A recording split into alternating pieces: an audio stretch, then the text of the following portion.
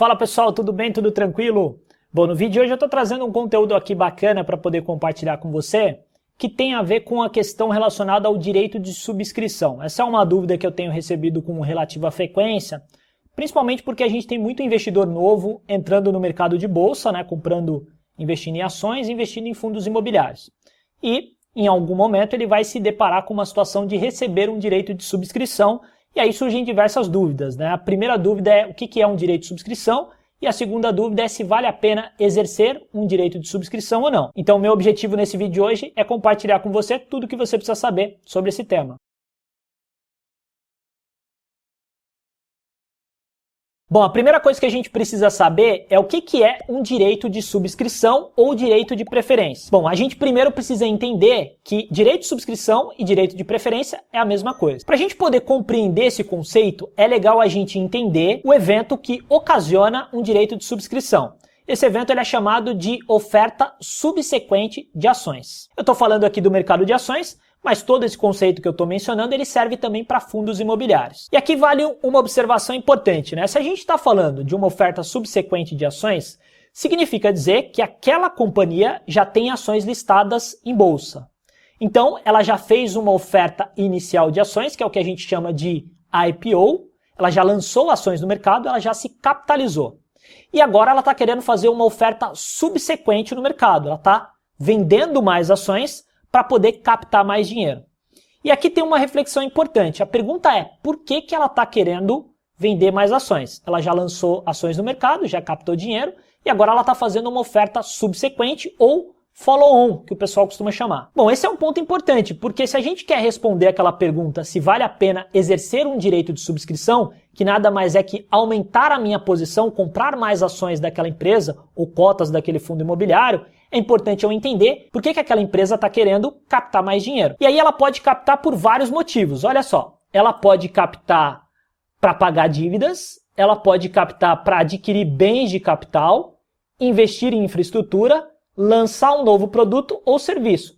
Perceba que essa é uma informação importante, né? Então a primeira coisa que a gente precisa saber é o motivo pelo qual ela está fazendo uma oferta subsequente de ações. Como é que a gente analisa qual que é o motivo pelo qual aquela empresa está lançando ações no mercado? Primeira coisa que a gente vai fazer, a gente vai analisar o fato relevante, que pode ocorrer em fundos imobiliários e pode ocorrer também no mercado de ações. No dia de hoje que eu estou gravando esse vídeo, as ações de IRB11 estão oferecendo uma oferta subsequente de ações. E a gente vai analisar através do fato relevante o porquê eles estão querendo captar ações no mercado.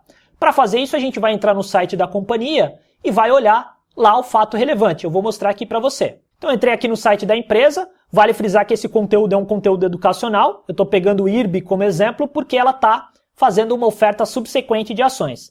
E aqui eu vou descer na relação com investidores. Normalmente aqui no próprio site a gente já vai conseguir ver, né? Então tá aqui, ó, fato relevante. Posso dar um Ctrl F e eu vou colocar destinação dos recursos, ó. Então aqui vem descrito, né, o motivo pelo qual ela está querendo captar esse dinheiro. Então no caso, o objetivo dela é uma cobertura de provisões técnicas e margem adicional de liquidez regulatória, né? Porque como é uma seguradora, ela precisa mostrar para a SUSEP, que é um órgão regulador, que ela tem capacidade de honrar seus compromissos. Então a gente já está vendo o motivo pelo qual essa empresa está captando recursos no mercado. E aqui é um exemplo, né? Se for um fundo imobiliário, você tem que dar uma olhada lá no fato relevante para entender o motivo pelo qual ele está captando recursos. Isso é um fator preponderante. Vamos analisar quais são as características de um direito de subscrição. Basicamente, a gente tem um direito de subscrição privado ou público. E aqui é autoexplicativo, né? Direito de subscrição privado, ele é restrito apenas a quem é acionista daquela companhia. E um público serve para todo mundo. E aí, basicamente, a gente tem uma oferta subsequente de ações primária ou secundária. No caso da primária, vai ser criado novas ações e, como consequência, o investidor vai ser diluído caso ele não exerça esse direito de compra. Eu já vou explicar isso para você. E no caso de uma oferta secundária, não ocorre a diluição. Por quê? Porque essas ações já existem e um controlador, de repente, quer vender uma parte dessas ações no mercado. Vamos entender como funciona essa questão relacionada à diluição da participação dos acionistas. Eu preparei aqui uma planilha que vai mostrar para a gente de uma forma muito simples. Então imagina o seguinte, imagina que uma empresa XYZ está sendo negociada na bolsa e ela tem em circulação atualmente 1000 ações. Significa dizer o seguinte, se eu tenho 100 ações dessa companhia, eu tenho então 10% das ações que estão em circulação. O papel está sendo cotado a R$10 e o lucro por ação é R$1. Bom, vamos imaginar a hipótese que essa empresa vai dobrar a sua quantidade de ações em circulação. Então ela vai ter um aumento de capital de 100%. A gente vai perceber o seguinte, numa circulação futura de ações, essa companhia, no lugar de ter 1.000 ações, ela vai ter 2.000 ações no mercado. E aí eu, como acionista dessa companhia, para que eu não seja diluído, eu vou ter direito a subscrever 100 ações. Então perceba que se eu fizer a subscrição de 100 ações, eu vou manter os meus 10% de participação nas ações que estão em circulação. Porque eu compraria mais 100 ações, e aí eu ficaria com 200 ações, sendo que 2.000 estão em circulação. Se eventualmente eu não exercer esse direito, como consequência eu sou diluído. Eu passo a ter apenas 5%. Eu teria 100 ações de 2.000 em circulação, quando antes eu tinha 100 ações de 1.000 em circulação. Aqui não tem tanta diferença, porque quando a gente fala de um investidor minoritário, normalmente você vai ter ali 0,01 das ações em circulação, então não faz tanta diferença. Mas tem uma observação aqui importante. Imagina que o direito de preferência desse papel seja de R$5. Significa que o papel está sendo cotado a 10, mas eu tenho a possibilidade de exercer o direito de compra a R$5. E aí vai acontecer o seguinte, pessoal, se eu não exercer o meu direito de compra, eu vou sofrer um ajuste contábil aqui, né, na cotação do papel. Então, por exemplo, o papel fechou a 10, ele vai ser ajustado contabilmente para 7,50, porque você tinha 1.000 ações a R$10, agora você tem 2.000 ações, só que essas 2.000 ações, elas somando a cotação mais o preço de exercício do direito de subscrição, daria R$15. Se a gente dividir por 2, a gente vai ter o preço contábil atualizado de R$ 7,50. E aqui tem uma observação importante. Caso essa companhia permaneça com lucro líquido de R$1.000, se eu pegar esses R$1.000 e dividir pela quantidade de ações em circulação, perceba que o lucro por ação caiu pela metade. Era R$1, caiu agora para 50 centavos. É justo porque a ação em circulação dobrou, né? E aí a gente consegue ver que nesse caso o meu lucro por ação diminuiu, porque eu não exerci o meu direito de subscrição. Bom, aqui tem um ponto importante que eu considero não tão relevante assim, mas vale a pena a gente abordar. Se a empresa está aumentando as suas ações em circulação e você não exerce o teu direito de compra, você é diluído e, como consequência, ela vai pegar aquele lucro líquido, vai distribuir entre mais acionistas. A tendência é que você pegue um valor menor, eventualmente, né? Eu digo eventualmente porque depende muito. Se ela estiver captando recurso para expandir os negócios, pode ser que com essa expansão de negócios ela aumente o seu lucro e, como consequência, ela mantenha aquele lucro por ação igual. Isso pode acontecer. Então é muito relativo. Bom, entendido isso, quais seriam as principais vantagens do investidor em exercer o direito de subscrição? Primeiro a gente viu a questão da diluição, né? De repente, se ele exercer o direito, ele não vai ser diluído, isso pode ser bom para ele. A segunda possibilidade seria adquirir ações primeiro que o mercado, eu já mencionei, né? Você está comprando diretamente da empresa no lugar de comprar no mercado secundário. A terceira possibilidade seria adquirir ações a um preço menor do que o mercado está trabalhando. Muita gente acredita que quando você recebe um direito de subscrição, é como se você recebesse um presente da companhia, porque você vai ter o direito de comprar as ações a um preço menor do que o mercado secundário está precificando. Só que na prática a gente já viu que ocorre um ajuste contábil na cotação desse papel. E obviamente faz todo sentido você receber uma prioridade de comprar a um preço menor, porque senão você não exerceria o seu direito. Não faria sentido você comprar as ações através de uma oferta subsequente por um preço maior do que o que ela está sendo negociada no mercado secundário. Então por isso que ela vem a um preço menor. Só que esse preço menor tem um custo embutido, é o ajuste da cotação do papel que vai ocorrer posteriormente. E aqui também tem uma observação importante. Não é incomum você fazer uma reserva de um direito de subscrição, onde você consegue enxergar que você vai comprar, por exemplo, o papel a 7 e ele está negociando a 9, só que quando você faz a reserva, existe um prazo para que ocorra a liquidação financeira. E nesse intervalo de tempo pode ocorrer uma queda do papel, e aí o papel pode ficar abaixo do preço de exercício do direito de subscrição. E a partir do momento que eu faço a reserva, não é possível cancelar mais. Então esse é um ponto a observar. Por isso uma dica é você eventualmente fazer a reserva na proximidade do vencimento dessa reserva. Porque daí você vai conseguir enxergar qual que é a cotação do papel e qual que é o preço de exercício. E aqui também tem um ponto importante. Muitas das vezes, o preço de exercício ele vai puxar a cotação do papel para próximo desse valor. Porque não é à toa que a companhia vai disponibilizar essas ações por um determinado preço. Isso não é feito de forma aleatória.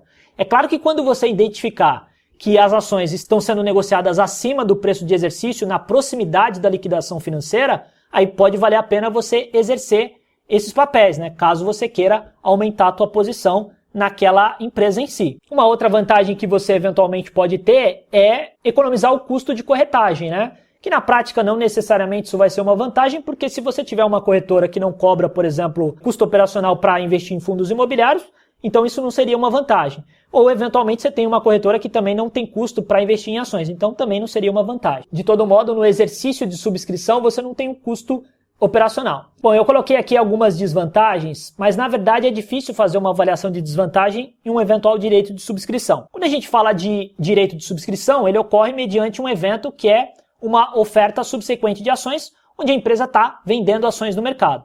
Só que existe um outro evento, que é um chamado evento de programa de recompra de ações, onde a companhia está recomprando ações no mercado. Aquelas ações já estão em circulação e ela está recomprando aqueles papéis. Se a gente for analisar, muito provavelmente ela está recomprando porque ela acredita que o preço daqueles papéis estão subavaliados no mercado secundário. Então ela faz a compra daqueles papéis. Agora, se ela está vendendo ações, pode ser por vários fatores.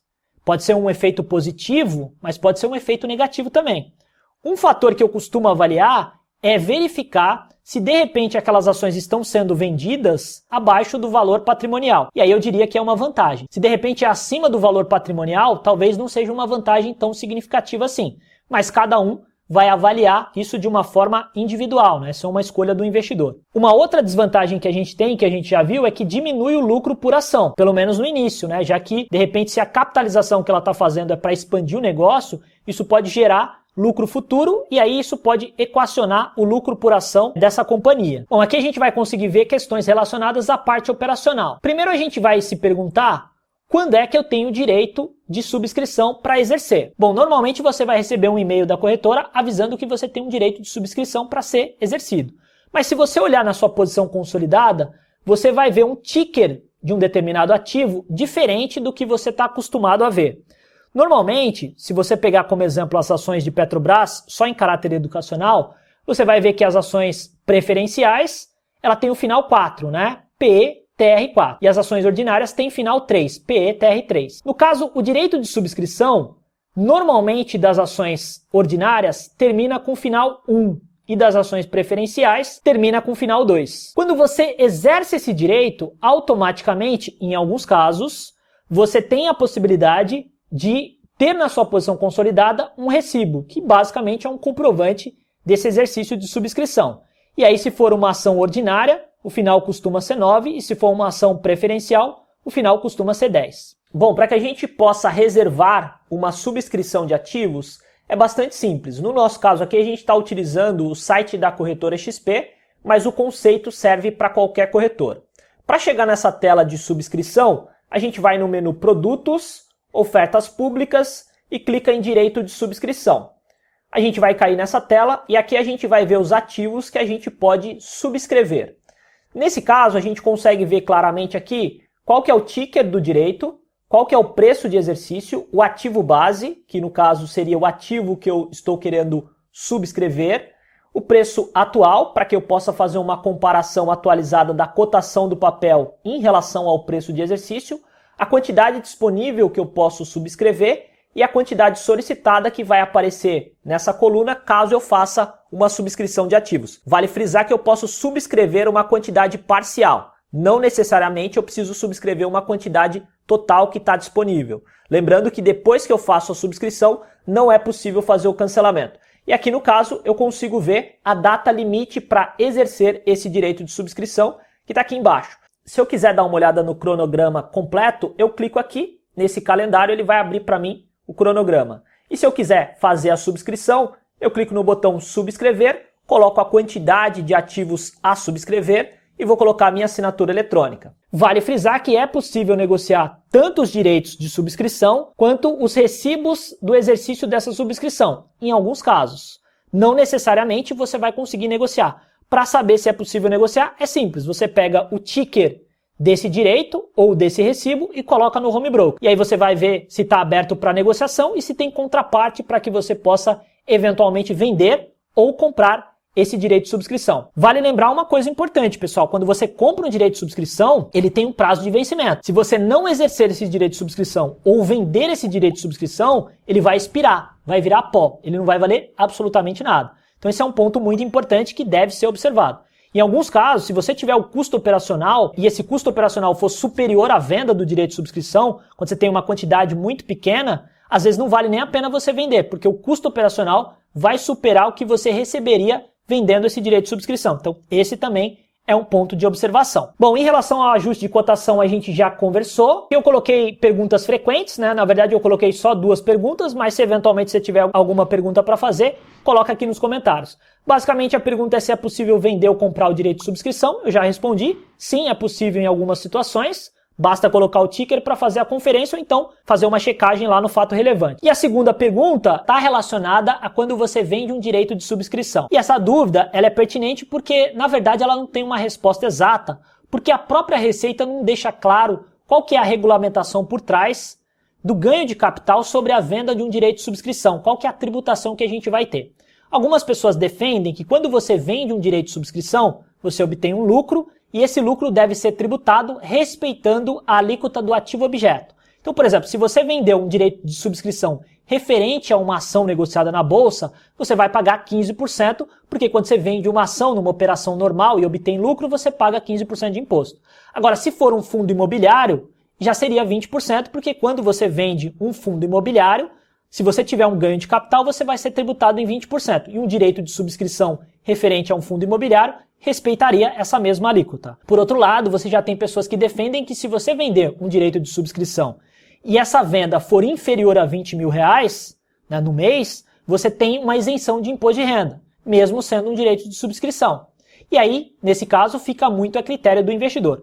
No meu caso, até o momento, eu tenho respeitado a alíquota que é praticada sobre o ativo objeto. Então, se eu vender um direito de subscrição, eu vou pagar, se for ações, 15% e se for fundos imobiliários, 20%. Mas isso, obviamente, é uma questão individual. Cada investidor vai definir como ele prefere tributar ou não essa venda de direito de subscrição. Bom, e aí a gente chega à pergunta final, se vale a pena exercer o direito de subscrição ou não. A gente tem 2 formas de avaliar.